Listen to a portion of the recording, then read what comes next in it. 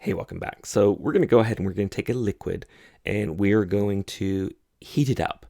And we're going to go ahead and plot a very interesting graph here. We're going to plot heat along the x-axis and temperature along the y-axis. And so you can imagine over time, right? Imagine we add a constant amount of heat. So maybe every second we add 100 joules of heat, right? We would be moving from left to right at a consistent rate.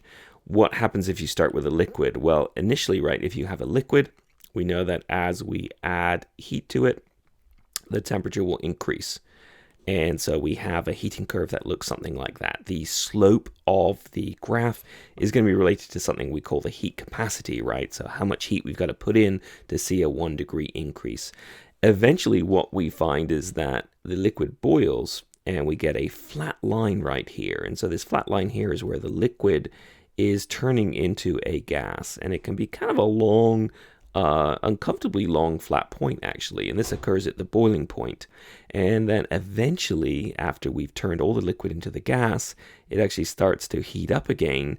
And because the heat capacity of the gas can be different to that of the liquid, it will have a different slope. So you see a very interesting curve here called the heating curve. And what's kind of neat actually, and what was kind of very surprising about this is that there's a region where you're pumping in heat here between the two blue dots and the temperature doesn't go up. And so this was called initially the latent heat, right? So think of a latent print. It's a print you can't see, a fingerprint you can't see. This is the latent heat. The heat seems to go in, but it doesn't change the temperature. And we properly call this now the heat of vaporization, or the enthalpy of vaporization. And so it's the amount of heat we've got to put in to take a mole of the liquid and turn it into a mole of the gas. Now, this was discovered by a chemist called Black, and he worked for a distillery, and they distilled alcohol in Scotland to turn it into whiskey. And of course, you've got to boil the water, right? Or you got to boil the alcohol, actually. And it turns out that you put all this heat in, and the liquid gets hotter and hotter and hotter. And eventually, all this heat goes in, and the temperature of the liquid doesn't change at all. And so this is the latent heat, and he was the first one to discover this. So the length of that blue spot there, then, is the latent heat, or the heat of vaporization.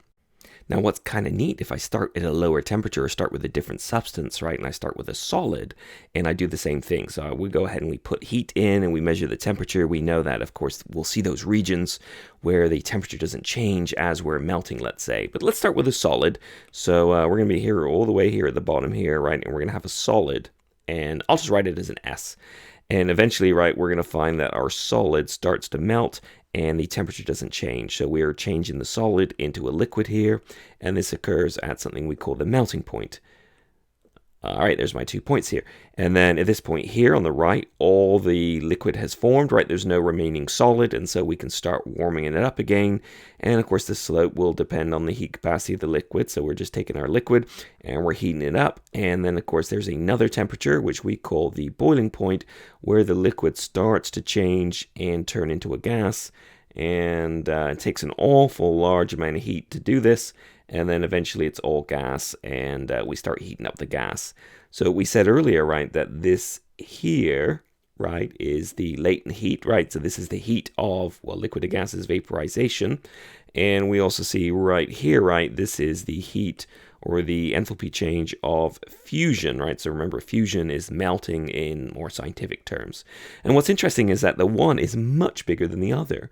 And so, why is this? So, why is one so much larger than the other? Well, imagine you are melting something. So you've got something, and it's nice and crystalline maybe, and you've got that, very nice set of intermolecular forces operating between the particles, maybe something like so.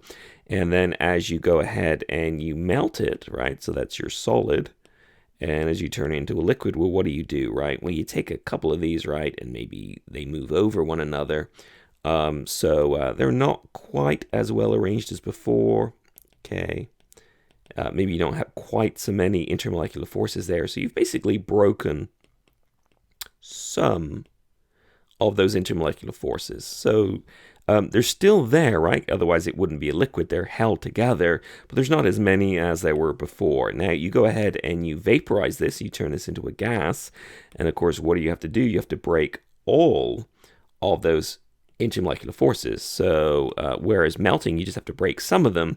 To vaporize it, right, you have to break all remaining intermolecular forces. And so that takes a lot more heat, right? So this, right, takes a lot more energy than this. So to break all the intermolecular forces takes a lot more energy than just breaking some of them.